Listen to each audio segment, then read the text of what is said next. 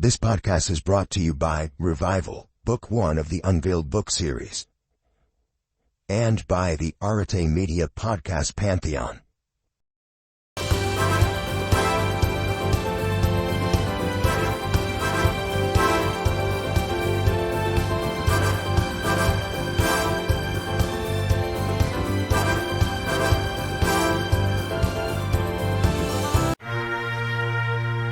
The Final Frontier podcast. These are the voyages of Jake Boger and Justin Spur. Our weekly mission, to explore memories of Star Trek's strange new worlds, to recall the search for new life and new civilizations, to boldly go where no one has had the spare time to go before.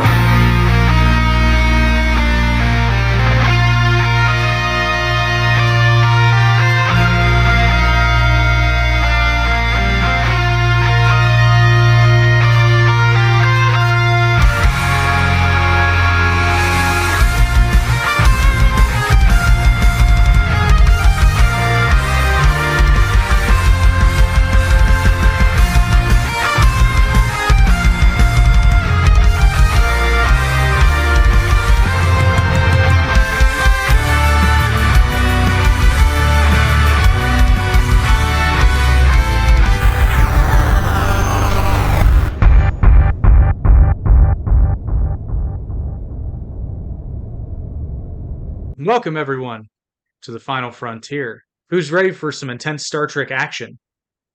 Set phasers to fun. That catchphrase is never getting old anytime Pew, soon. pew, pew. Pew, pew, Pew, pew, pew. pew, pew, pew. Actually, this episode's not really all that fun. It's kind of dark. So It is? we're gonna try to set our phasers to fun, but they probably should have been set to kill within the first 10 minutes, and it would have turned out very differently with much fewer casualties. But we are talking about the episode, the Galileo 7. This episode takes place between stardates 2821.5 and 2823.8. The in-universe date is the year 2267, and the original air date is January 5th, 1967, our first episode of the year 1967. Yes, it's a New Year's episode. So I got the note on that Paramount Plus description, which is that this sounds like a Spock-focused episode, and I will never be upset about that. Everyone else is, but... And also, I think last time I predicted that this was going to be like an Ocean's 11 style caper. It was not that. No. And I want to clarify my comment about everybody else in the episode. The audience was thrilled that we got a Spock-centered episode. Oh, I'm sure they were. Those Nielsen ratings are probably great. Do they still do Nielsen ratings? They do, believe it or not. Oh my gosh. I think it was a couple years ago. I got a thing in the mail from Nielsen and it said, take this survey and we'll send you $20. I was like, come on. No really? way. See, I don't think we have Nielsen ratings in Canada, but it's a thing I know because I know there's an episode of Family Guy where Peter controls television by getting a bunch of Nielsen boxes, but it's always just like many things in my life, I know it from TV. Yeah, but here's the thing. I filled out the survey. They sent me $20 cash in the mail. No. Did you get a little box? No. It wasn't to become a Nielsen family. It was just a questionnaire. Probably, it's something they probably did to decide who to send boxes out to. It's kind of like, okay, here's the thing. For those of you who don't know, the way traditionally, now it's easy. With streaming, it's easy to see who's watching what. Back in the day, it was kind of impossible and it's challenging. Well, the thing about Nielsen is it's never been really accurate because they do their best. One of the metrics they use to measure viewership. Yeah. Only one. They did their best though.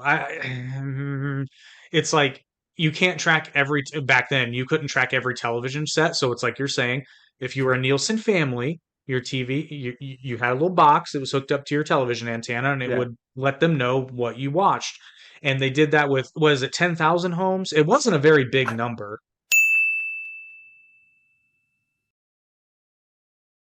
I don't have to know the number. I know that it was influential enough that I know about it culturally.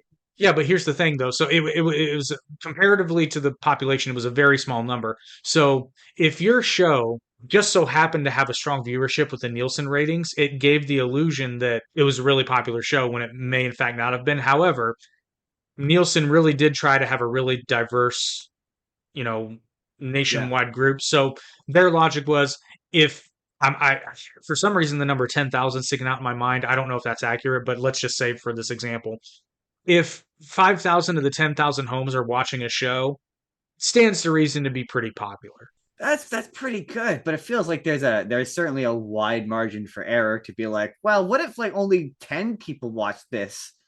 Yeah, and that would be an abysmal Nielsen rating, by the way. But and then the other thing, I'm sure, I don't know this, I might be wrong, but I'm sure that in the early days of Nielsen, it's probably all white families, if I had to I guess.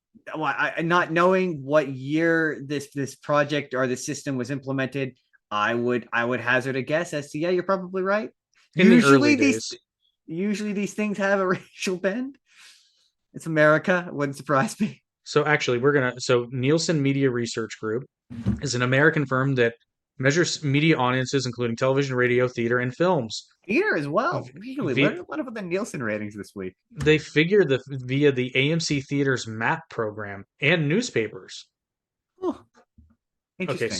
so the Nielsen TV ratings, or audience measurement system operating the Nielsen Media Group, audience size, television program, blah blah blah blah blah. Nielsen lost accreditation by the Media Rights Council in 2022 due to inaccurate data reporting during the COVID-19 pandemic, but regained it in April 2023. Huh. So it started in the 1920s. In 1950, Nielsen moved to television. Apparently, in September 2020, Nielsen began compiling a weekly top 10 list of most watched shows on streaming platforms. So Nielsen is measuring streaming platforms now as well. Interesting. Okay, here we go. So because ratings are based on samples, it is possible for shows to get a 0 rating despite having an audience. So yeah, Nielsen ratings probably are more accurate now, but when they Oh weren't yeah. when they weren't, calculating streaming, because this is what they're talking about. So basically it's probably not outdated anymore because it's Yeah. taking into There's account streaming, but a middle period where it's probably outdated. oh, and here's the other thing though, it only tracks television viewing inside of like homes. So Oh. it doesn't account for things like dormitories, public spaces, bars, or prisons. Oh. Hmm. So interesting. So yeah, if you want to research more on the Nielsen rating system, you can Google that. The information is Interesting. readily available. But yeah, so Yeah, how did we get on the topic of Nielsen? I don't know. I don't know. But I mean, I imagine Star Trek's Nielsen ratings were Oh, probably okay. actually, when it was being brought, it was okay. It wasn't Star Trek. I think we addressed this before. Star Trek wasn't really a hit per se. It had an No. audience, but I mean, it did get canceled for quote It unquote lack of viewership. And I bet you anything, Nielsen was probably so here. Perfect example. Star Trek was probably really popular with college students. probably, yeah, if I had to guess. Televisions in dormitories, which first of all would have been scarce, but a lot of these people probably watched Star Trek together. Yes. Well, if I So had to guess, I'd say Nielsen boxes are going to white suburban families. in the And late 60s, probably. this is not a, I would say, as well, I mean, at the time, what, All in the Family, Leave It to Beaver, that is it too far past that? The part what, like, I don't think it's a sit down with your family kind of show. I mean, Like not for some people, but this is probably like I said, this is probably a group of young adults or college students or, you know, people that get together to watch Star Trek every week, and they're probably not a Nielsen box home. So probably not. it probably had a fairly substantial viewership, but it wasn't being recorded as such, which is why metrics today are much more precise, I'm sure, but at the same time, it kind of makes it impossible for a show to get its legs, like we've talked about, Uh because yeah. if you release a series on streaming and it doesn't get a lot up front, then they cancel it. Boom. They cancel it unceremoniously and usually with a cliffhanger. If they even get that. That was we went off the Paramount Plus description. That's where we got lost. That's right. That's right. That's right. But going back to the episode, this episode's written by Oliver Crawford and directed by Robert Gist or Gist, but I'm going with Gist because I can make gist of it jokes. So we could say that was the gist of it. That makes sense. So whenever an episode is directed by Robert Gist, we'd be like, there's the gist. And there's the gist of it. Apparently, writer Oliver Crawford conceived of this episode as a science fiction retelling of the film Five Came Back, which is that's a doozy. Five Came Back is start in a weird coincidence. Yeah, this would be a coincidence. So the movie Five Came Back, released in 1939, features a very young Lucille Ball. Yeah, that is a weird coincidence because we've talked about it before. She produced, Desilu is the production company that makes Star Trek. Still a weird coincidence. That's an interesting coincidence. And then like I just thinking about Five Came Back was made in 1939 and Star Trek debuted on television in 1966. How old is Lucy in this? But when she did I Love Lucy, that was in the 50s, right? I want to say yeah. Yeah, it was. So how old was she when she was doing I Love Lucy? It's black and white certainly. Correct. Yeah. Yeah, it's isn't the whole bit with I Love Lucy that she's like a middle-aged woman. Isn't that the whole deal? I never got I'm probably wrong here because the math is wow. Did you know that Lucille Ball was born in 1911? I did not know that. Wow. Okay, so when she made Five Came Back in 1939, if I type my numbers in 1939 minus 1911, she was wow. I saw a screenshot of her in Five Came Back online, and I thought she was like 19. She was 28. Oh wow! Oh yeah, that makes sense. Because yeah, I'm pretty sure because the one big thing I know about I Love Lucy is there's the bit where she gets pregnant, and it was like the first time a woman got to be pregnant on television. Some like groundbreaking, like it was a really groundbreaking show because it means they had to get into one of those little twin beds one night. Yep. Yeah. The only thing I know about Desi Arnaz is he sings Cuban Pete. That song's about Desi Arnaz. He is in fact the Cuban Pete. Wait. He's the king of the rumba beat? He's the king of the rumba beat. When you play the maracas. Wow, really? Yeah. Yeah, he sings it in an episode of I Love Lucy. They call me Cuban Pete. I'm the king of the rumba beat. When I play the maracas, I go chick chicky boom, chick chicky boom. That like blew my mind. I think in fact, because I think they used to perform together prior to that show. They were like a performing duo, and I think like they used to sing it live. But I know they did it in an episode of I Love Lucy. That's hilarious. So I Love Lucy ran for 6 years starting in 1951. So really? Yeah, so 1951 minus 1911. So Lucy was 40 years old when I Love Lucy started. Wow.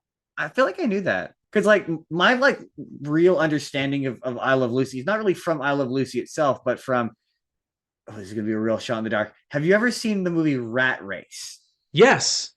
You know the bit where he gets he steals the bus full of I Love Lucy going to the I Love Lucy convention. That was like about it, but yes, that was like my first image. It's like Asian Lucille Ball. Like that's my first image of I Love Lucy, not the show. So like that's my cultural reference point for that character or that person. I forgot about the I Love Lucy convention, which seems like a really fun time. I mean, it does. To me, it kind of is up there with like Dollyland, where you're like. It just seems like a good wholesome time. You mean Dollywood? Dollywood, yeah. So here, fun fact about Dollywood. I got caught off guard because believe it or not, my family goes every year for Thanksgiving. We go to Pigeon Forge, Tennessee, which is where Dollywood is. And my oldest nephew was going that year, and I was trying to figure out something we could do. And he and I both love roller coasters. So I was like, are there any theme parks? I wasn't even thinking about Dollywood because I didn't consider Dollywood like a theme park.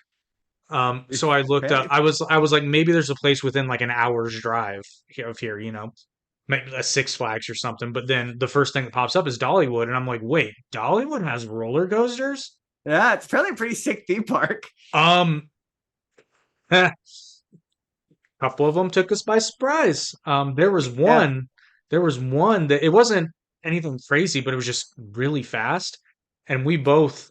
It was like a Step Brothers moment. We're white knuckling the whole thing because we are not prepared for this roller coaster. And we loved it. And then it stops, and we're both like still hanging on to the bar. And then we just look at each other, and we're like, "Want to go again?" Yep. I've heard. You're not the first person I've heard to say that Dollywood is a surprisingly good time. It's a surprisingly good time. If you go at the right time, like if you want to meet Dolly Parton, she just shows up. She does. Yeah, she's known to work there. Yeah. Shows up. She's really just a. Apparently, she's just a really nice lady, and She just a really seems nice lady. she Yeah. seems to be, and Seth MacFarlane's a big fan. She got to do a Seth guest spot MacFarlane. on the Orville. That is one of my favorite It's one of running it's jokes on the it's one of the Orville. best jokes in that whole show. Yeah, that the The scene where fact, she finally shows up is genuinely really good. but the bit where the Mocklin, what is it, Mocklin Female Liberation Organization or whatever, they Yeah, choose the Dolly Parton as their like patron saint, and yeah.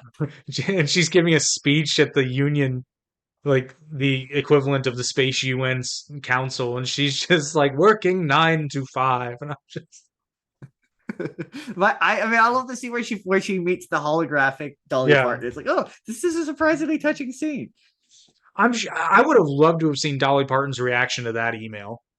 right? Like you want me to do what? I mean, Dolly Well, Parton just seems like. I'm sure she was probably like, well, whatever you want me to do, sure.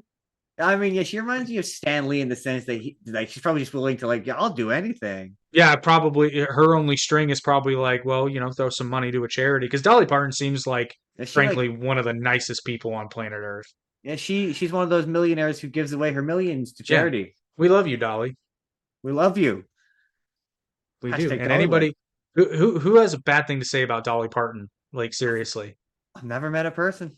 never, and certainly nobody that's met her. No, But I no. mean, some people are like Dolly Parton. It's like, first of all, listen to the music, It's and good then music. if you don't like it, just shut up, because don't say anything bad about Dolly Parton. Yeah, yeah. She would be nice to you. She would be Yeah, nice what to did you. she do to What are you you? doing? Opened a theme park? Right? Open a Like, oh, kick-ass theme park. Go to the Isle of Lucy convention on the way to Dollywood. That just sounds like that a sounds delightful afternoon. amazing. Sounds like a delightful afternoon. Not to mention, an I Love Lucy convention would be hilarious. But I digress, because this isn't a funny episode. This is a At, serious at, episode, gosh at, darn it. at least not yet. We're gonna make it funny, but yeah. So that's an interesting coincidence. And this story, we were talking about the Nielsen rating. This story was partly drawn from Spock's breakout popularity. Remember that scene we talked about in The Naked Time? Yep.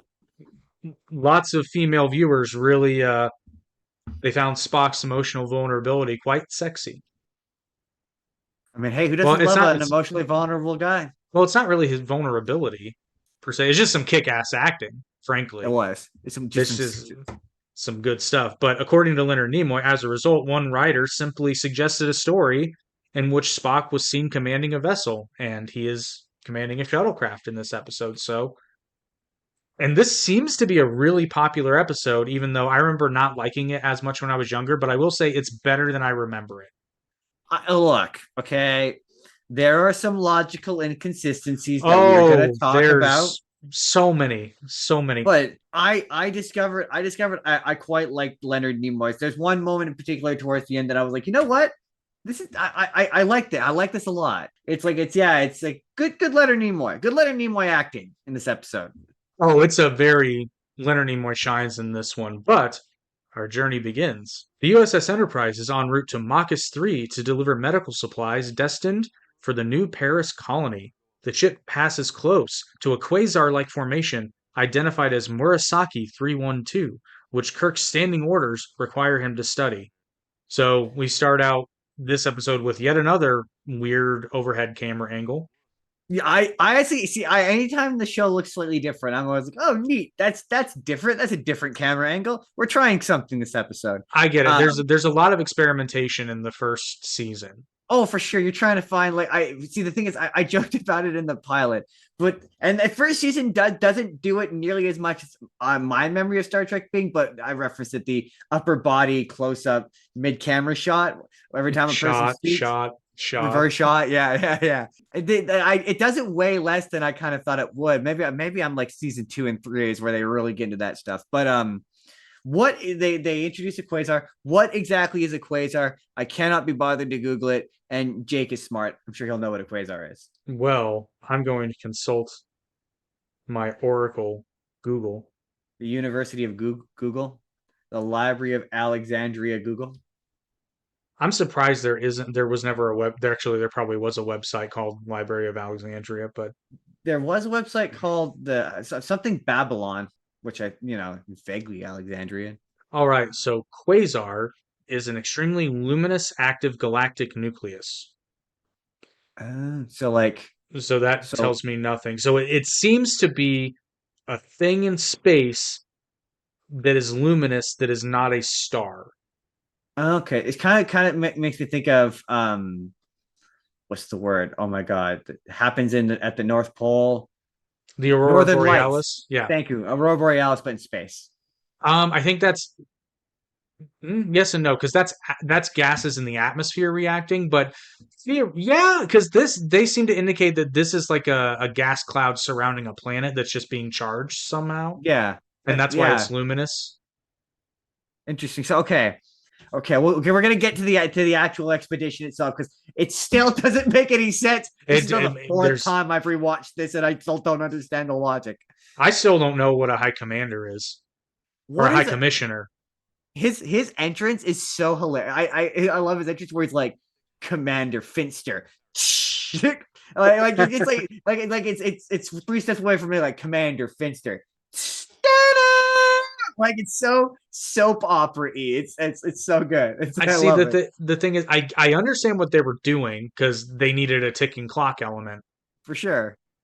It's not a very good one, and as somebody who actually liked the ticking clock aspect of the episode The Enemy Within, this one is a little on the wah side because I'm pretty sure that a crew rescue mission, like if you're a little late in delivering supplies somewhere because you were rescuing members of your crew, I'm They'd be like, pretty sure you're okay. I mean, but maybe if the guy goes, "Hey, it was his own fault," they'd be like, "Oh, human life is expendable." Yeah, early Star Trek does have a an interesting dichotomy there. It's very much main characters matter, but Oh yeah, this episode's very much that. ooh, like But like, yeah, he that character. Well, we'll condense all my criticisms of my character to this one bit where he gives me real middle management vibes. I think that pretty much sums it up. Like we've all had a manager who comes in and tells you what to do, and you're like, you've never done this before. You sit in an office all day, you don't know what you're talking about. Sit down. so for me, my biggest annoyance with middle management like that was always not so much being told what to do because yeah, I mean management's going to tell you what needs to be done. My biggest problem is when they also try to tell you how to do it when they Oh, don't do that job. And my I whole thing was still always have. my whole thing because I manage people now, and my whole Yeah. thing is I always show them this is how I do it. If you find a better way, awesome. I'm exactly the same way. I'm like, As I as long as this end result is achieved in a yep. reasonable amount of time, I I'm don't care how you do it. I'm technically a supervisor in my day job. So when I don't wear the Star Trek uniform, and yeah, that's so a very similar approach of like, this is the outcome. This is what we need to achieve. So long as the bosses don't complain about it and everyone's happy, and I don't have to listen to people complain, it's malleable. It's You good. do it how yeah, as long as you're comfortable and you're happy and I'm happy, we're all happy. I'm cool with that. And yeah, I find everyone works together better when you allow that freedom. Well, and not only that, when you have more flexibility in how things get done, somebody comes along and comes out with a more efficient way to do it or Pretty a better much, way to yeah. do it. Because I've been looking over at a guy, assembling a cabinet because that's my day job. And I look over and I went, I've been doing this for almost 20 years and I've never thought to do that. Yeah, this happened to me a few times as well, where he's like, "Oh, if we do this and this and this, it'll shave down time." And I'm like, you know what? When you're right, but that's the mark of a good leader, and that's why Kirk is a good leader because Kirk takes in those opinions. Turk, Um, Turk, Kirk, Kirk, wrong show. That's a different show. That's a different show about doctors. Kirk Kirk, Flatner. Kirk takes input very well. Yes, And you'll yes, he notice does. there's been more than a few times where something really intense happens. Once they're out of immediate danger, he has a powwow with his senior officers Yeah, and they absolutely. Yeah, figure out what to do and he hears all opinions and makes a decision based on that. yeah. That's good leadership. My favorite Kirk leadership moment was when he's like, "Okay, this is what we did wrong. This is where we need to reapproach. We need to recenter ourselves, figure this out, and go practice." And I was like, "That is good. That's good. Solid." This high commissioner guy, he's a micromanager, pencil pusher. Like Well, again, and we've what all had a and boss like him at least once in our lives. yeah, and what those bosses don't understand is that nobody respects them because nobody's ever seen you do the thing.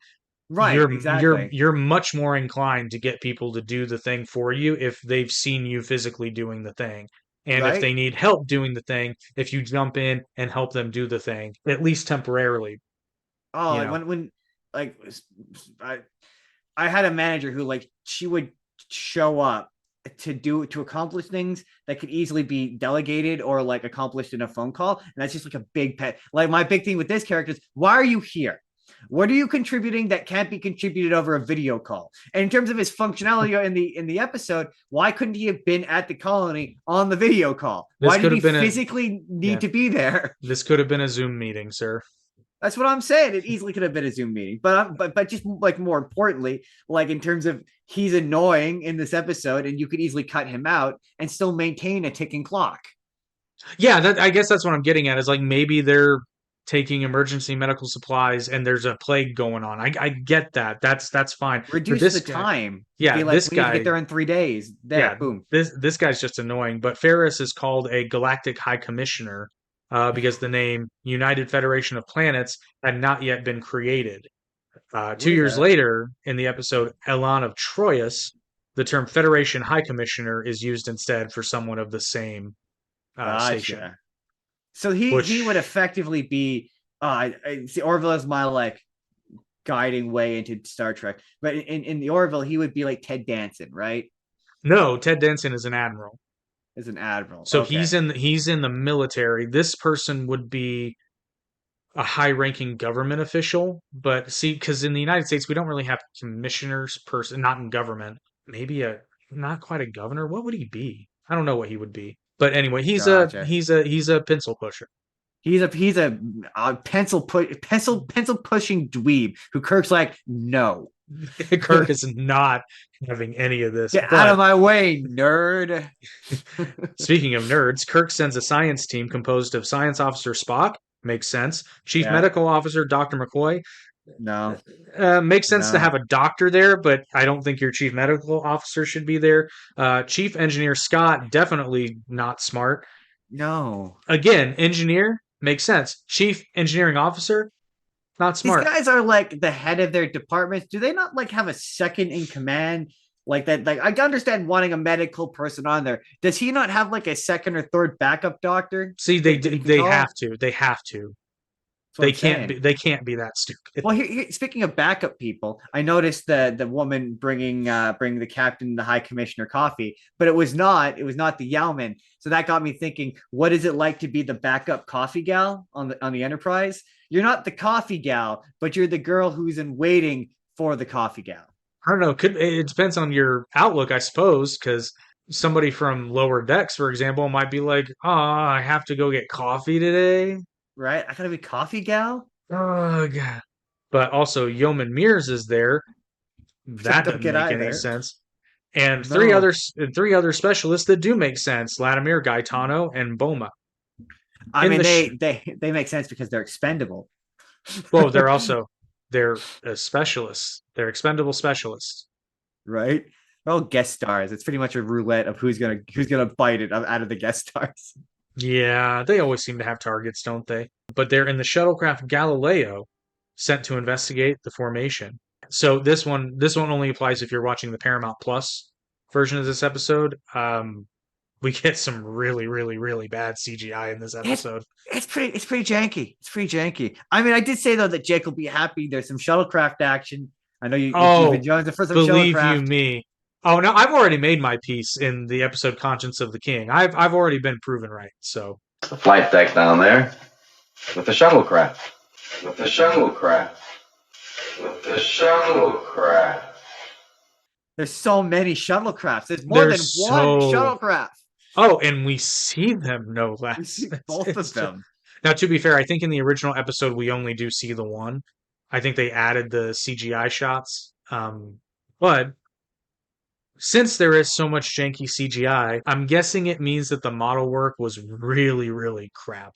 Well, I mean, I got a note about. I mean, it's one of my favorite shots of the episode. But the note of, and I mean, if you could, the shot of the Enterprise pooping out the Columbus, and I'm guessing it looked a lot like that.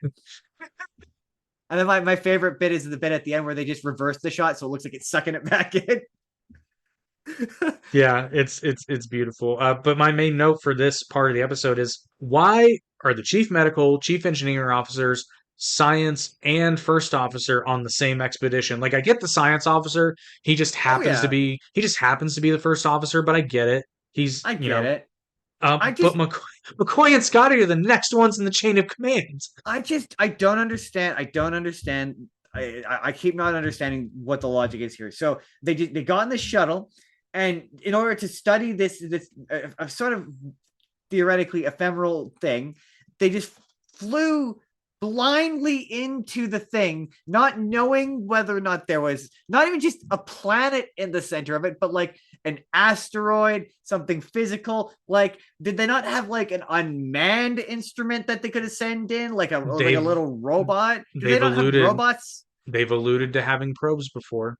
That's what I'm saying. So why the okay? And even then, I every time I've now seen this episode, it becomes increasingly perplexing to me why there are so many people on this expedition. Because okay, I get one science guy and maybe an assistant to like take down information, right? I get that. But as you pointed out, the chief engineer and the medical officer, I understand the functionality for drama why they're there. But in terms of that's like the thing. This show makes universe, from a script perspective, it makes sense because right. you want to have your leading people in. But again, from a practical standpoint, this just doesn't. This would have been a really good opportunity to grow some more, which this would be done in TV today. Speaking of, like, normally we criticize modern day Star Trek, but this episode, if it were done today, this would have been a great opportunity to elevate a lesser known background character maybe into the forefront. The Orville did that several times. My thing is, I made fun of the guest characters giving Spock the business this episode, but we're gonna get into it. We're gonna get into the business they give. But I think if it was all nobodies and it was Spock in a sea of nobodies, like a sea of random crew members, and he had to like stand up to them, it maybe like he would have been challenged a bit more. Like I know that Bones is there challenging him, but it feels forced and illogical in an episode that is not terribly logical. Yeah. Now, here's the thing, though. So I could see maybe a case of, so let's say McCoy's not on the ship, because like, yeah, you'll need a medical person. I get that. Scotty, you kind of need Scotty for this episode because you need a really talented engineer to get them out of trouble. True. Yeah. The drama is too high stakes for them to get put in a scrub. Yeah, that's fair. Yeah. Bones doesn't do anything in this episode. He's just there to also be a lot of his actions in this episode are also I found them to be slightly out of character, like slightly. Yeah, Bones is just kind of there to be annoying. Oh, I don't know how much sausage being made we want to reveal, but I have a different perspective on it this time, knowing how they treat death later on. Yeah, well, that's only one episode, but anyway. But yeah, where it's like they're weirdly emotional in ways that they don't seem to be in other times, is what I would say. Maybe you just need a funny hat. That's true. Just need a funny hat. But speaking of Yeoman Mears, she's played by Phyllis Douglas, who is known for several of her big roles in her career, including an uncredited role in Gone with the Wind because she was 2 years old at the time. She was also Josie Miller in the 1960s Batman. Josie Miller was Joker's assistant because Harley Quinn had not been invented yet. Really? Oh, interesting. No, Harley Quinn wasn't invented until the animated series in 1992 or 1993. Well, yeah, that I knew. I just didn't realize that he had a previous assistant. Yeah, I can't believe they haven't had an episode where those two characters fought. That's really funny to me, though. It's just like the Joker hanging out with basically just an assistant. I want to be fair. The 1960s Joker is significantly. He's not nearly as much like Mark Hamill Joker as I think people remember. He's way less cackly and like maniacally laughy. Well, I just love the idea of even a campy Joker just coming up with some dastardly plot to steal all the rubber noses in Gotham or something. Josie, take a note. She just comes in and she's like, did you forget to pay the water bill? Of course I didn't forget to pay the water. Wait, I did. I just picture the Joker like, coffee. You know I can't do a Batman before I've had my coffee. And I love how we're still doing the Mark Hamill impression when it's Of course. not Mark Hamill. But on the original note, I still can't explain to you why a yeoman would be on this mission. No, especially because, as previously stated, they've got the backup coffee person. So they needed coffee. This just seems like a really, really inefficient allocation of resources. That's all I'm saying. I mean, is there not an okay? The logic I can see for it is that maybe Spock needs someone he needs to dictate to take notes.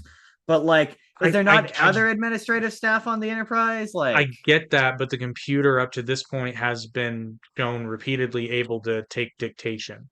True. I mean, but even if you did need human dictation, does he Sure. not have like a second administrative person he could bring? Yeah, exactly. You would think that if that was something that was needed, they would have specialists for that. You know, right?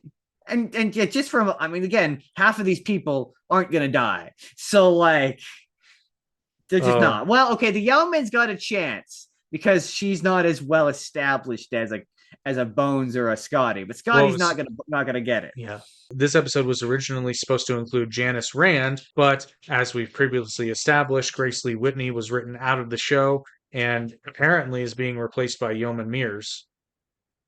Which, I mean, Janice had more spunk. Janice had more spunk. Also, like, you could tell because, yeah, of course, in Janice Rand, she's been in a bunch of these adventures where she shouldn't have been.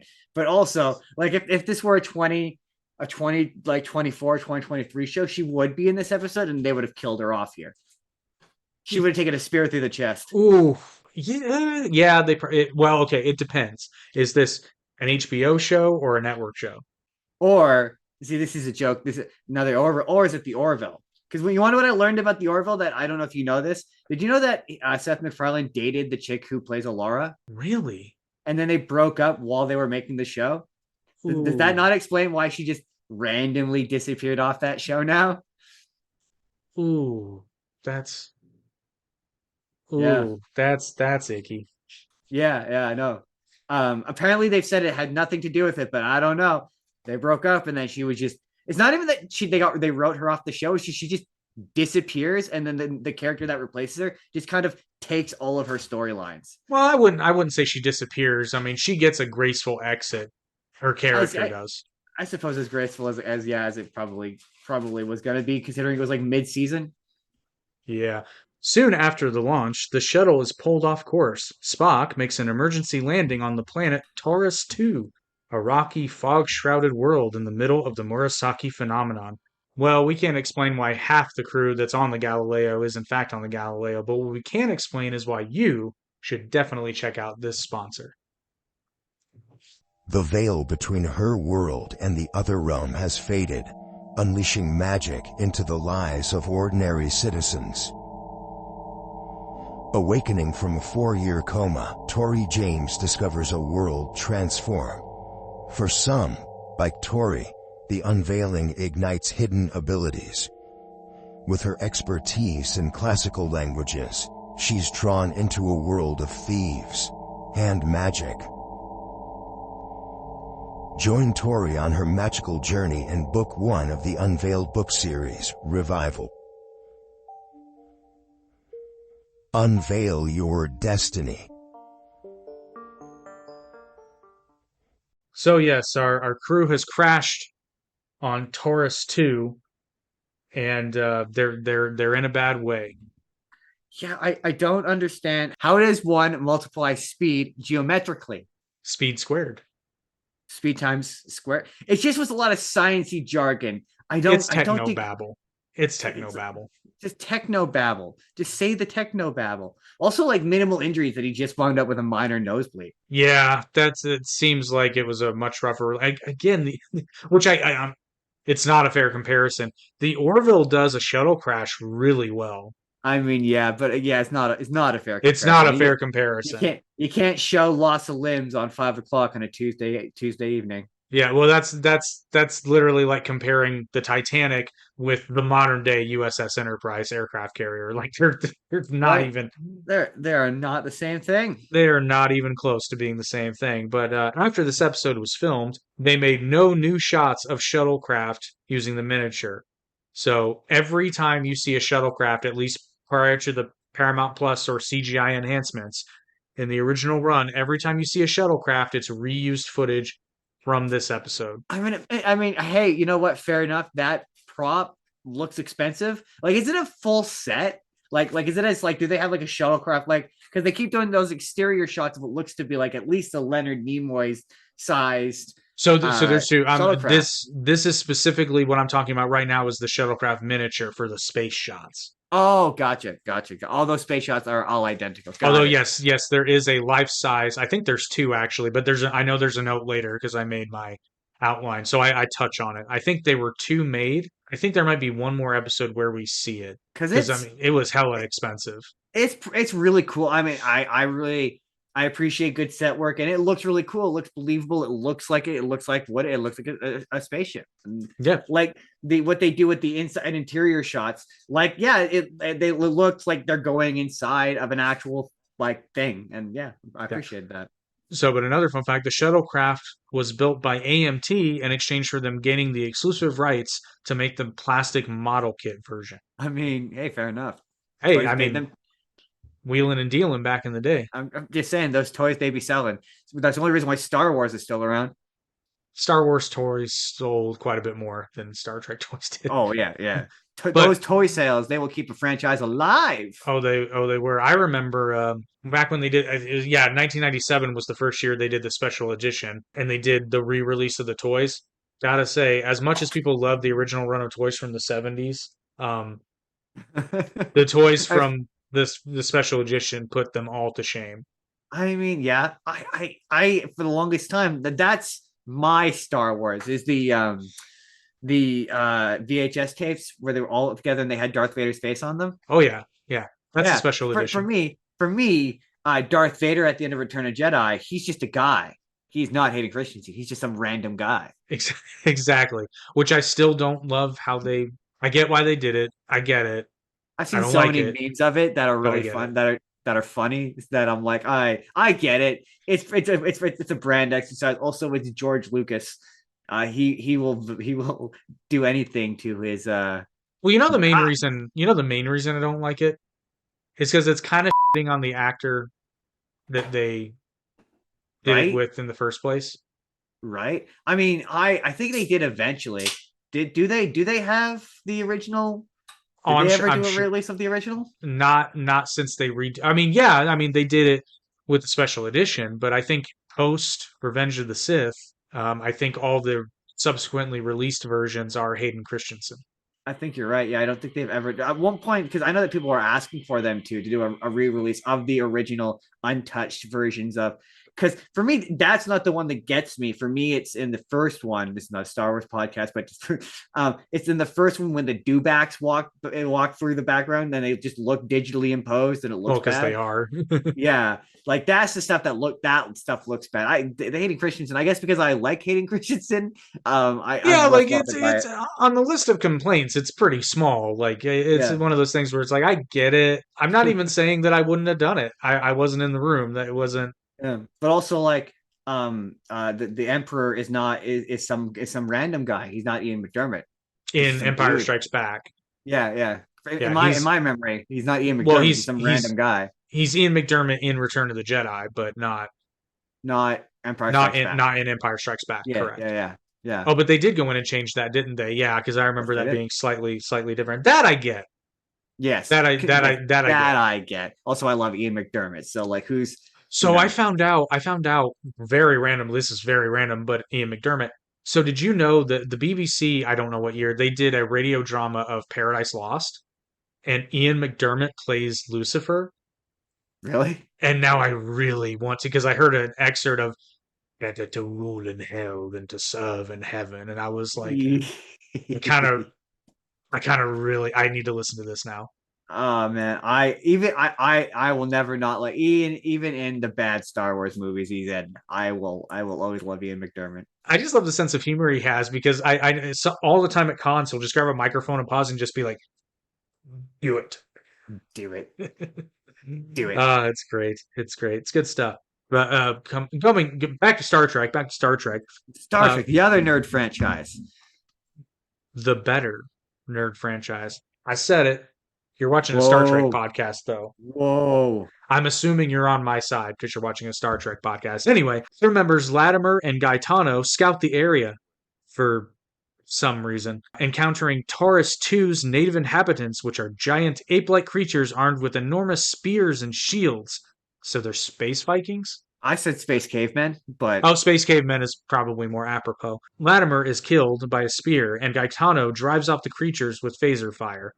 I'm sorry, the name Gaetano is tripping me up because it always makes me think of what would Brian Gaetano do.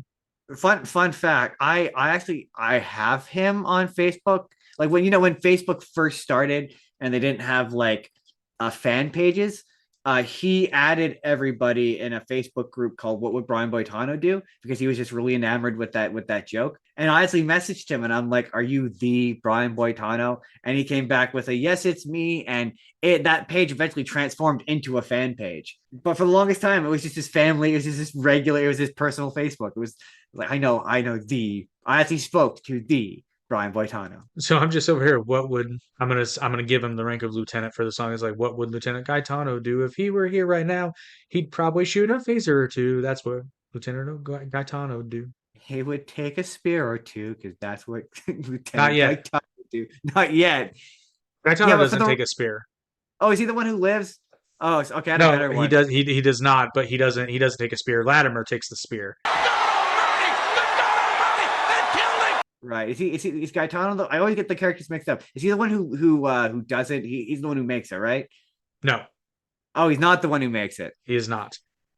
And to be clear, Latimer is killed by an actual spear, not a spear from Goldberg. Right? No, it's a literal gigantic plastic spear. Yeah, when he took the spear, I got that guy just got speared. And as always, shame he wasn't wearing a red shirt though. Yeah, because when he's not wearing a Yeah. red shirt, it's just sad.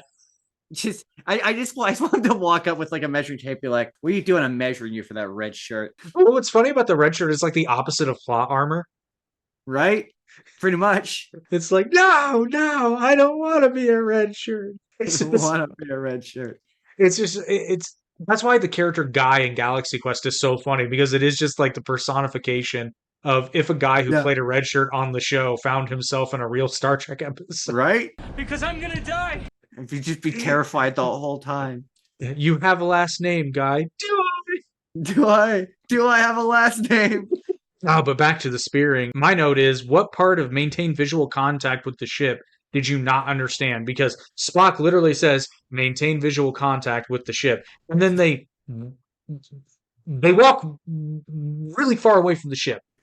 Funny, Spock walked up and held him in his arms as he was dying and went, "I noticed you didn't maintain physical contact with the ship." It's almost like someone told you to stay close for a reason. Right? Are you being sarcastic right now, Spock? Yeah, I think I am. Sarcasm is a human emotion. Ugh. But the basic premise of this episode is that a small ship is forced down onto an alien planet inhabited by giant humanoids. Don Marshall, who plays Lieutenant Boma, he's the one that makes it. Would suit star in another show called Land of Giants, where he plays the co-pilot of a small ship which is forced down onto an alien planet inhabited by giants. I just picture his agent sends him this script and he's like, "Giant guys on a planet. I've done this before. I have experience." Right? I'm experienced in this kind of similarly related acting. See, great Easter egg, because when they finally make the horrendous Netflix adaptation of Attack on Titan, this guy is Commander Pixis. Oh, see, I'm not familiar enough with. I know 3 characters from Attack on Titan, and one of them is the main one. If he's still alive, I just realized, because this man was probably at least in his late 30s by this point in 1967. Oh, that is true. That's the weird thing. At times, when you're watching the show, because it's set so far in the future, you really don't realize how old it is. Yeah, you're right. You're like, oh yeah, right. These people are old now. Well, some of them were old then. Like, I'll put it this way: isn't Shatner approaching 100? He's got to be. That I know guy I know Betty White almost made it. She did. Did she not make it to 100? I don't. I think she was just a little shy. Yeah. Wow. William Shatner's 93 years old, and I'll be honest, he doesn't look it. No, he doesn't. I was happy he got to go to space. That's so cool. I was like, oh, he got to go to space. Neat.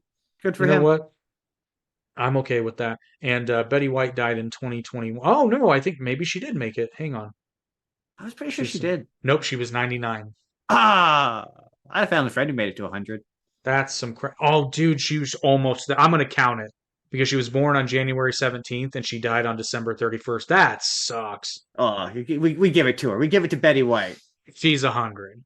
My favorite thing about Betty White is how Betty White just started leaning into the fact that she was really old, where it would a celebrity would die and then Betty White would come out and be like, Betty White just wants to announce that as of this morning, Betty White is very tragically still alive, everybody. And she just did it every time. It got to be really funny. Like, oh, Betty White's still there. She's good. Did you ever watch her in Hot in Cleveland? No, but yeah, that show's actually pretty good. That show is actually really good, especially the first season. The first season's legitimately a good sitcom. I think the second season was too, but I've heard people say good things about I've heard people say that the Golden Girls is like Sex in the City before Sex in the City, Sex in the City. yes and no. The Golden Girls is a much better show. But yeah, Touché. and as somebody who resisted the Golden Girls for years because my mother watched it when I was younger, and I'm like, who wants to watch a TV show about a bunch of old ladies? And then I actually watched the Golden Girls.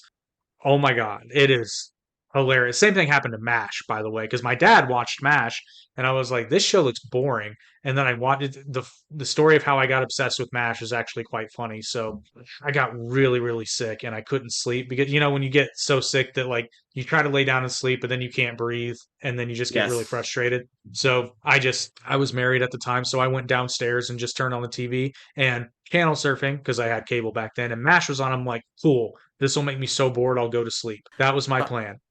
My MASH story is, and it is Star Trek related, believe it or not. To me, MASH will forever and always be the show that came on after Star Trek. When my dad would watch Star Trek: The Next Generation, when Star Trek: The Next Generation ended, it went to split screen, and the MASH theme song would play, and then my dad would turn off the television. And so that's how I only knew the first little. And so the most mind blowing thing about MASH to me was when I watched the movie and I found out that the theme song had lyrics. I was like, the Suicide MASH is theme Painless song has has lyrics. lyrics? Yep. Oh, but so I turned MASH on with the hope of falling asleep out of boredom, and 4 episodes later, I'm obsessed. I mean, I hear it's a good show. It's a really good show. And I just realized we made the joke about Star Trek Night Shift, which actually I didn't know this, but Robot Chicken did a bit. I found it after it's quite funny. Now there's this Next Generation, but if I could go back in time, I know what I would do. We'd cast Alan Alda as the night shift captain. Yeah, that'd be funny. That'd be so funny. Hey, with AI, we can do it. We I wouldn't could. I wouldn't want to disrespect Alan Alda though, which again, Alan Alda is still alive, right? I don't know. Hey, Yeah, I'm not a fan of bringing people back from the dead with technology. Not a lover of that. Alan Alda is still alive. Yeah, so we should get him to voice that. We should do an animated series and get him to voice the night shift captain. The crew retreat to the Galileo only to discover that the creatures seem to be preparing for an organized attack. Despite objections from the others, Spock chooses to attempt to frighten the creatures rather than killing them outright. This proves to be a miscalculation, understatement of the 23rd century, and Gaetano is killed. Don't the phasers have stun? Like, yes, I set my phasers from stun to kill. Couldn't they just stun the creatures? Well, and they seem to, and so the phasers are inconsistent because they also seem to have settings. Even at the kill setting, there seem to be intensity settings. Right? So, like, surely you could have injured.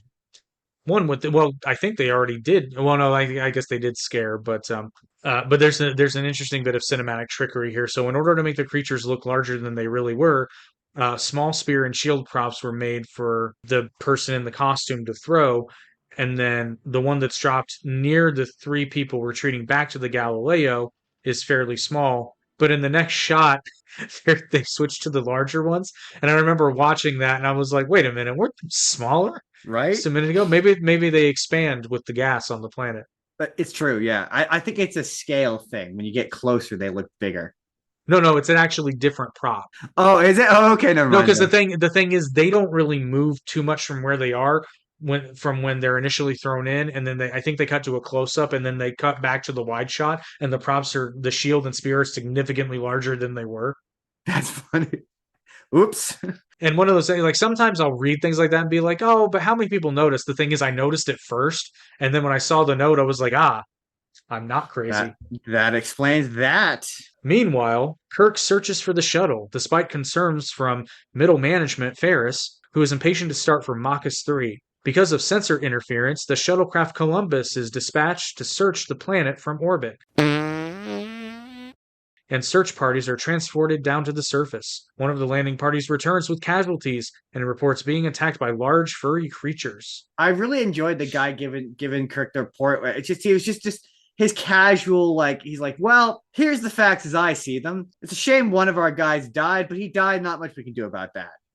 Yeah, it's like he's giving a report as though it's like guys that go out and plow roads in the winter is like, yeah, right?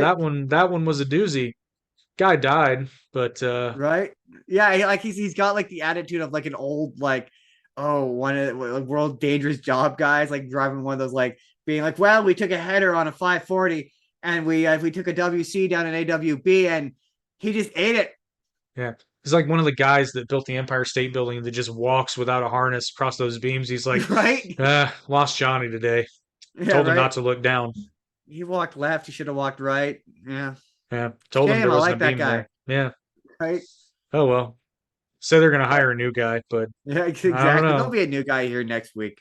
Yeah, I also love the moment where the commissioner is like giving Kirk the business and he's real mad, but then the coffee girl brings the coffee and they both take it and he's just like, I'm chewing you out, but coffee. This episode also establishes that there's more than one transporter room on the Enterprise. Kirk clearly uses the plural transporters. In all other episodes, it's used in a singular thing. Now, my whole bit is it's established in later Enterprises there are multiple transporter rooms. In fact, Miles O'Brien at one point, I believe in the first episode of Deep Space Nine, when he departs the Enterprise D, he makes reference to his favorite transporter pad being number 3. This is your favorite transporter room, isn't it? Number 3. Yes, sir. That being said, I believe on the original Enterprise A that there is only one transporter room, but there are multiple transporter platforms, and that might be, which we all know the script just says transporters, and that's what William Shatner read. Yeah, right. There wasn't any thought to pay to exactly how many there were yet. It's like when they use Space Central. Like it's on the page. This is not right. Star Trek had not reached a point of nerds in closets arguing about the semantics of the storytelling yet. Right. That comes much later. We're in season 1. We're figuring it out. Yeah, this is when nerds are like, I found this show on television where they actually explore space and they use the word quasar. Again, it's such a shame you don't watch it, because there's a reference of The Simpsons where he's like, in episode 3-456, you did this and you did this. Anytime you have any of those stupid pedantic questions, a wizard did it. A space wizard. A space wizard. A space wizard did it. A magical energy cloud did it. Happens a lot in Star Trek.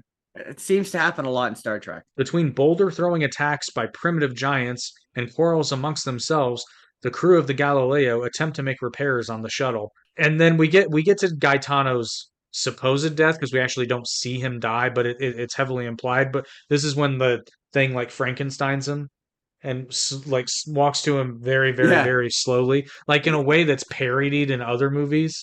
It's like clearly that costume is difficult to see out of, and like you need the moment of telegraphing. Yeah, you could see the moment of like, and cut.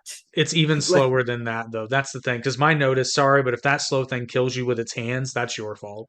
Right? You maybe deserve it. You could have got away from this. I'm just saying. You could have casually strolled away from it. You could have very casually strolled away. Also, we missed the bit where Spock discussed leaving people behind, and which he then immediately afterwards talks about humans' casual disregard for human life, which feels like really hypocritical considering 5 minutes ago he was like, you know what, you're not famous enough. You actually pointed out off air there's a moment where Spock kind of like sizes one of them up, and it's just kind of like a moment of like, Oh no, it's Latimer. Latimer walks up later. They're having he's like he comes across like he's doing like how you doing thing, and it really looks like he's going like how much you weigh? About 150? What buck, 160, buck, yeah. buck, how much? Oh yeah, that off air cover. I think I said it's real convenient that the exact amount of weight just happened to die. They Yeah. just happened to die. Oh, that's lucky. It almost makes you think that Spock purposefully let them go out of visual contact with the ship. Right. When he carries back, I paid more attention. I think it is a dummy when he's carrying the guy back to the shuttle, the body. I think that is a dummy. But even so, like, damn, Leonard Nimoy, like the way he was carrying that thing, it couldn't have been light.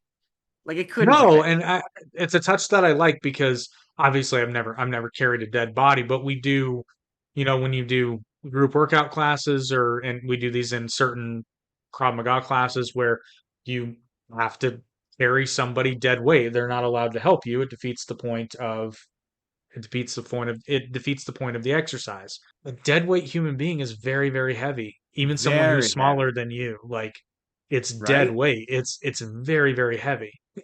Yeah, I mean, to be fair, and I've noticed this a few times. Yeah, Leonard Nimoy, I didn't never realize until doing this show how big a guy he is. Like again, I mean, I assumed that the thing he was carrying was a dummy, but even still, like he looks like a big guy, and like I think that really serves to be like, oh, Vulcans are just big. They're just bigger than humans, Well, they're certainly stronger than humans.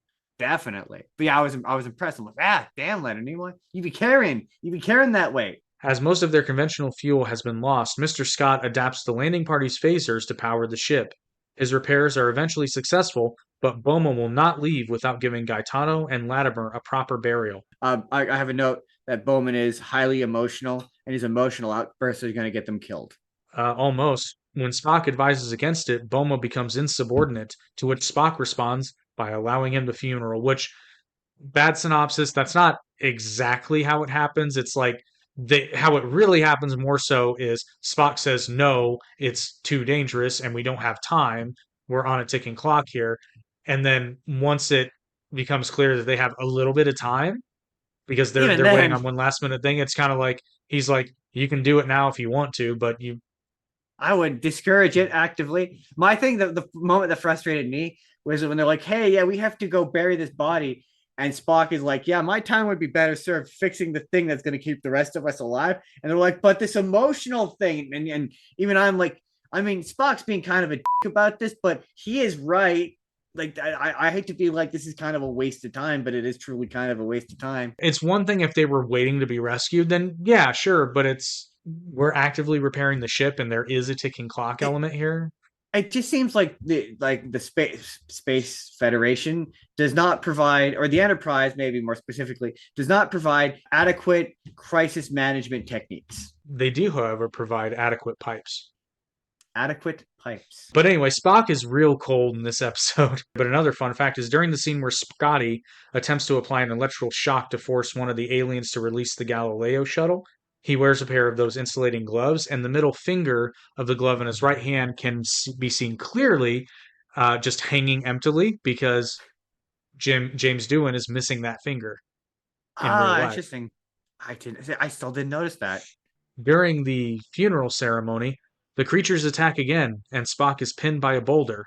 Despite Spock's orders to leave him, McCoy and Boma free him. If I can sum up this episode in one sentence, it's that for a very, very smart man, Spock is stupid. I enjoyed that moment because I love how genuinely agitated he gets, where he's like, "What the heck, guys? So why You're are you doing this? What I said."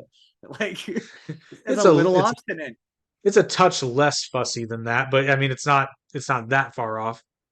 He seems that's the for, Spock equivalent of doing that. Yeah, he does seem legitimately, like, in a professional level, frustrated at them. It's like, why? Like, well, I enjoyed the moment where he's like, "Take off, Scott," and he gets he's like genuinely frazzled, and I'm like, yeah, he wasn't expecting that. Like, there's just so many moments. Although I will admit, part of his like confusion, I do kind of get in that the way that these creatures are attacking are not tactically optimal. Like you wouldn't like the reason why they attack this way is because they're so primitive, which I guess winds its way back, like in terms of being Spock. Like, Spock, once you recognize them as a primitive, you should understand that these people probably see you as like scary monsters. Yeah, and that's something not completely unrelated, but that's something where a lot of times when I'm debating somebody about insert policy here, I always come back to something resembling, like all the things you're saying make sense if you're assuming that you're dealing with a reasonable person. Right. And the problem is normally when you're having these kinds of debates, one party is not reasonable, hence the conflict. Right. Well, in this case, it's like, no, this is a society of people that are not at tactics yet. So no, yeah, they wouldn't know not to attack someone with a stronger weapon yet. They'll just attack. The episode I think kind of makes, in my opinion, the mistake of being like, oh, these creatures are acting emotionally. I don't see it as such. No, they're acting. Yeah, they're acting like very primitive, almost animal. Because here's the thing: instinctually is how I would maybe put it. How you deal with an animal attack is very different than, person becoming angry. Right. Because a person, in most circumstances, you can reason with, or you can at least attempt. You're not being a complete idiot by trying to reason with someone before it escalates. In an animal attack, you can't reason with an animal. Right. These people see this creature, this big scary monster creature, and their response to killing a creature is to hit it with sticks. And that's what they're doing. Because it usually works. Right. I mean, it usually works. It works quite well. Well, we found out that giant spears are very effective against members of the Enterprise crew, but you know what else is super effective? This sponsor. Oh, hey everyone. Your chronometer must be running backwards because I'm actually editing this episode right now. See, look. I'm literally editing the episode you're watching right now. So everything that you're seeing now is actually happening right now. Not really, but sci-fi. Anyway, I wanted to take a second to tell you about some of the other great podcasts on the Arate Podcast Network. Obviously, you already know about The Final Frontier, but we have quite a few other offerings for you. If you enjoy talking about politics, for example, you can check out the Average Intelligence podcast every week. I will say racketeering, though, like if she's charged with that, that's a federal crime. She's she could be charged in the Georgia sense. However, I mean, make a example of her too. You could get her on election interference, technically speaking. But likewise, if you're a pro wrestling fan, Down the Middle's got your fix every other week. If you like Disney, Broadway, or both, you can join Haley every other week with the Part of Your Broadway World podcast. And if you're a 90s horror fan, chances are you're a fan of the Goosebumps book series, television series, and film series. Well, we have a podcast for that too. Every week, hang out with the Goosebumps Crew podcast, and they just nerd out on everything Goosebumps and actually have landed some pretty cool celebrity guests. We are revisiting The Haunted Mask 1 and 2, arguably some of the best episodes of the Goosebumps 90s TV show. And I'm telling you guys, we got a really, really special guest here today, and that is... Hi, Catherine Long here. Hi there, and Catherine played Carly Beth in both episodes. You want to take a peek behind the curtain in the music industry? Check out Leading the Band. And if you enjoy more pop culture, check out Toon Talk 2.0 every Tuesday. The name of the podcast is clearly May the 4th. We never say Star Trek. When we have a special Star Trek, I'm all yours. I'm all pointy ears as Spock. I'm all about being a smart ass. I'm really cool. I love Captain Kirk. But this is a Star Wars. You see what is in the back? Look at that. I do. And I'm sorry, I don't care how many X-Wings you have, none of them stand a chance against the Starship Enterprise. And you have to check out my co-host Justin's podcast, the Spur of the Moment podcast, for more of your nerdy pop culture fix. And it's like, did you forget your movie's Batman Returns? the movie that ruined Batman? And last but definitely not least, check out 2023's Artie Award Podcast of the Year recipient, the Arate Podcast, every month for long, in-depth conversations about interesting stuff with very interesting people. And I'm stoked to announce that in addition to The Final Frontier, we have quite a few more podcasts that are going to be launching later this year. So keep an eye out for that. You can see all the podcasts on the Arate Podcast Pantheon at aratemedia.org and click on podcasts. And now, back to the show. Spock manages to get the Galileo off the ground by using the shuttle's boosters. As a result, the shuttle now has too little fuel to escape the planet's gravity or even to achieve a stable orbit, and there's still no way to contact the Enterprise. Spock suddenly decides to dump and ignite all the remaining fuel from the shuttle's engines. The giant flare he produces is seen on the Enterprise view screen just as the ship has left orbit. Kirk immediately reverses course, and the survivors are beamed out just as the shuttle is destroyed on re-entry into the atmosphere. Fun fact, when Scotty says that they only have about 6 minutes of fuel left, there are 6 minutes left in the episode. That's cool. I love when shows or movies do that. Like it when time, unlike Dragon Ball Z, where 5 minutes turns into like 2 hours. Yeah, that last scene is very tense. It's very tense. Like when you put yourself in 1960s, again, they don't have modern day cynicism of being like, obviously Bones isn't going to die. You think Bones might die. You still have that level of suspension of disbelief. It is very tense. All the performances are good. I do think that the crew gets hysterical for like, it's just like, it just feels like none of these people are good enough at compartmentalizing for this job. I don't know. Well, the prospect of this prospect of a ship, drifting in space is actually really scary because it's not like a ship on the water where as long as you have something that floats, you've got a fighting chance. See, to me, it makes me think of being in a submarine. Like, yeah, that's scary. That's what space travel reminds me of. Where just like at any moment, something could go wrong and you could drown instantaneously. When Kirk is told that 5 people have been beamed aboard the Enterprise from the shuttlecraft, he immediately orders Sulu to plot a course for Makos 3. Yeah, he doesn't wait to find out who got beamed up because that number is 2 people shy. Right? He's just like, my favorite bit is his look of just sheer relief. Don't cry, don't cry, don't cry, don't cry, don't cry. Well, not only that, he's assuming the other 2 are dead when he doesn't know whether they are or not. So immediately leaving orbit is like really, really rash because you would think he'd go to the transport and be like, do we need to rescue anybody else, or is this everyone? Right. 2 or more of his closest friends may or may not be. He in his brain, he's like, Scotty, Spock, and McCoy. I could lose the Yeoman. They're smart enough to live, right? They're good. They live. They're the ones that lived. They're main characters. But back aboard the Enterprise, Kirk questions Spock, trying to get him to admit that his final action was motivated more by emotion than logic.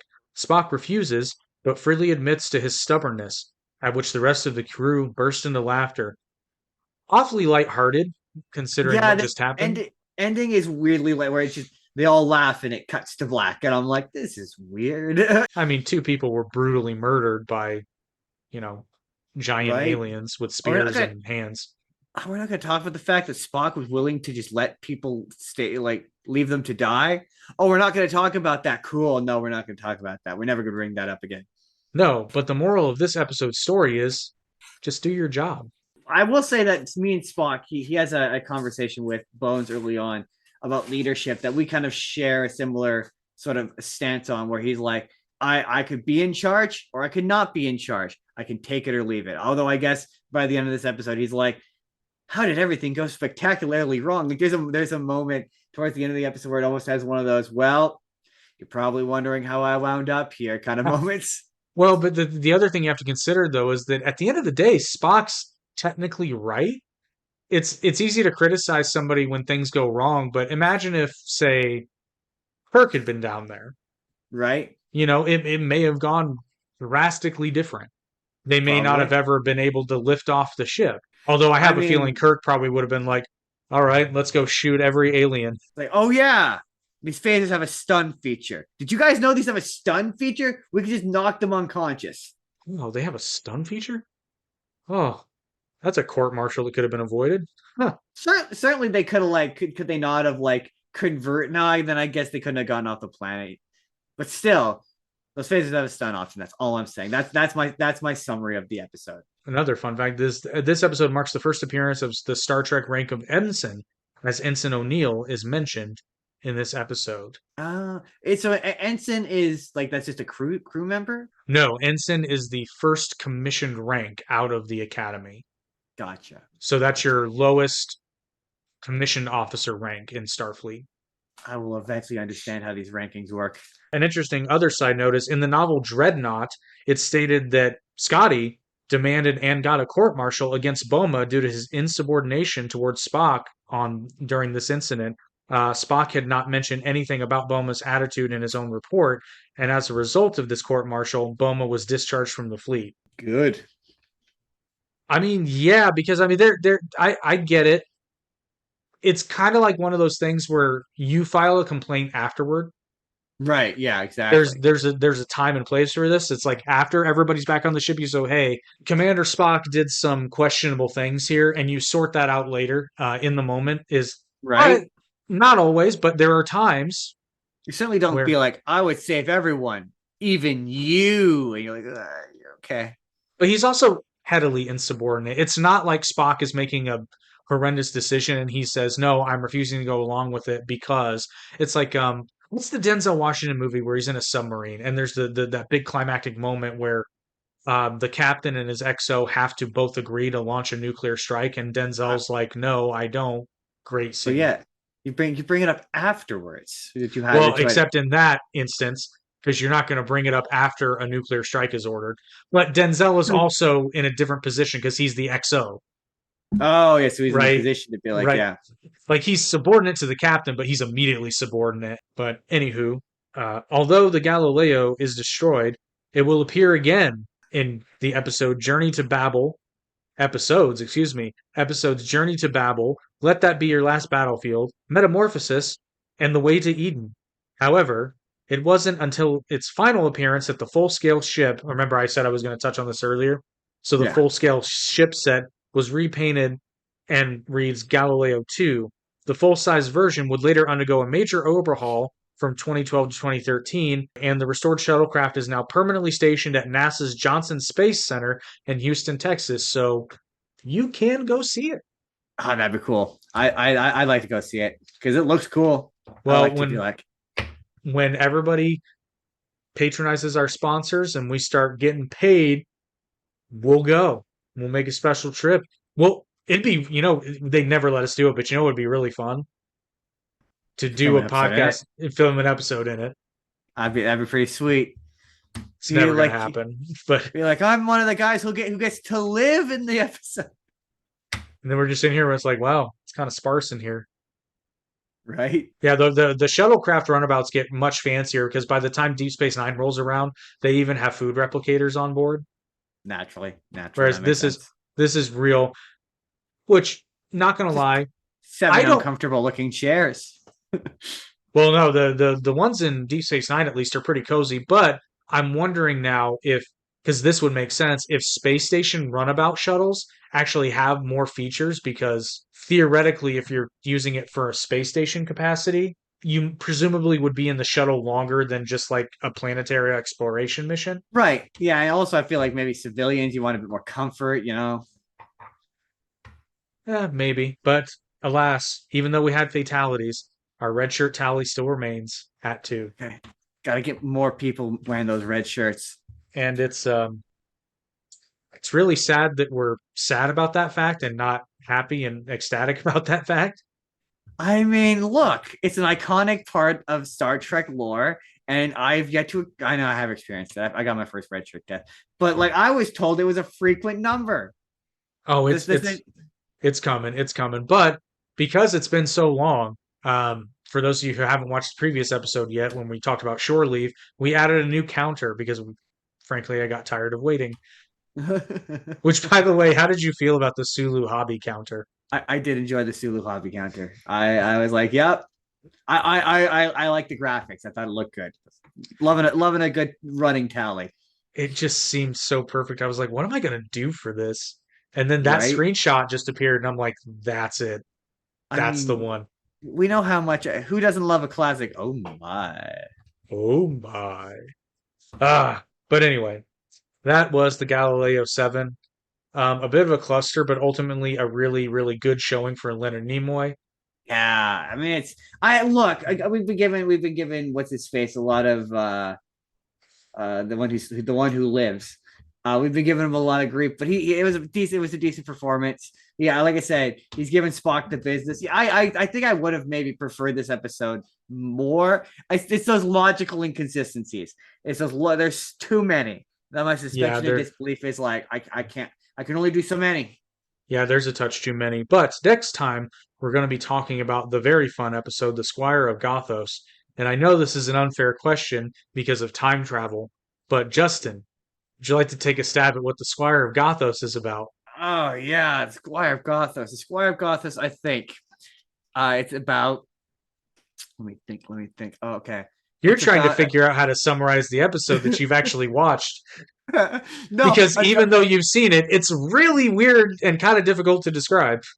It is. No, I was trying to do a version of what I did before, which is that okay. So there's an evil lord named Gothos, and he's the lord, he's like an evil governor or whatever of like a planet, and he's got a squire that works for him that is going to betray him and help Kirk defeat him in the end.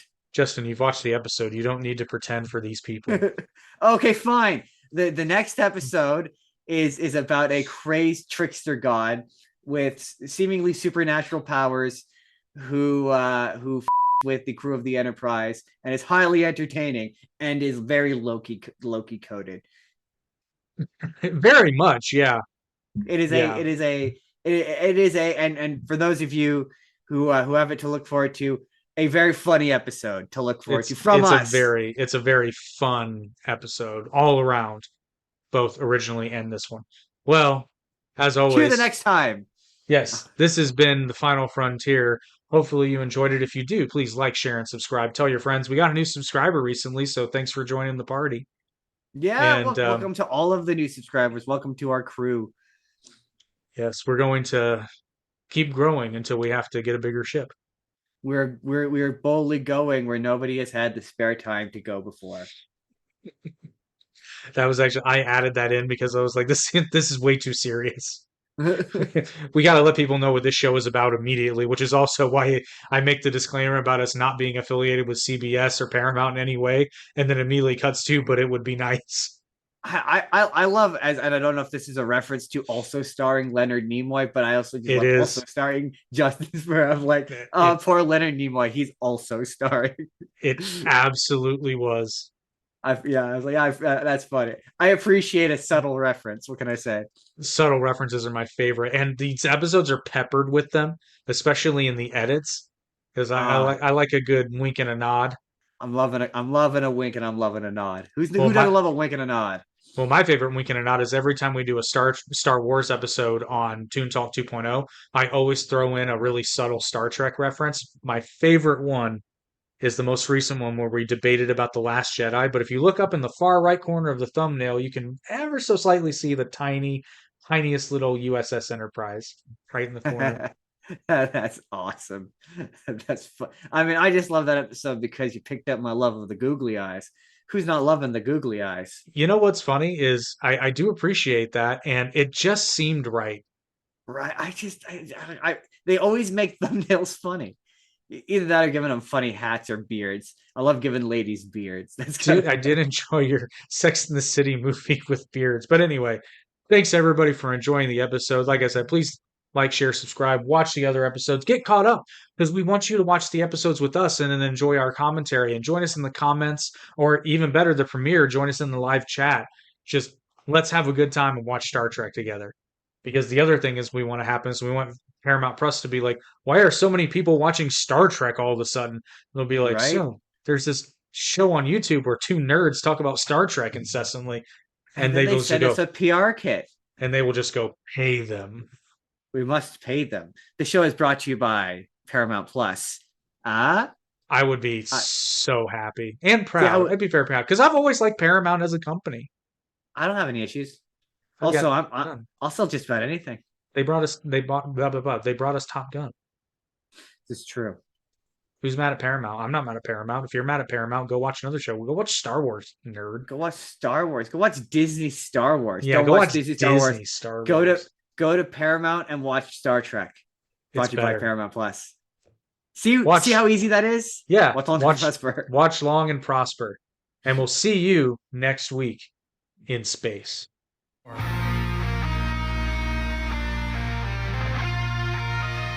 I love how in this episode, Spock's like, no, Mr. Scott, you can't be spared, nor can I. Quote, a Nubian prize feels racist. And then the next line he says about how he clearly captured her, yep, it's definitely racist. See, if they'd kept Charlie around and taught the lad right from wrong, he would have been very useful against Trelane.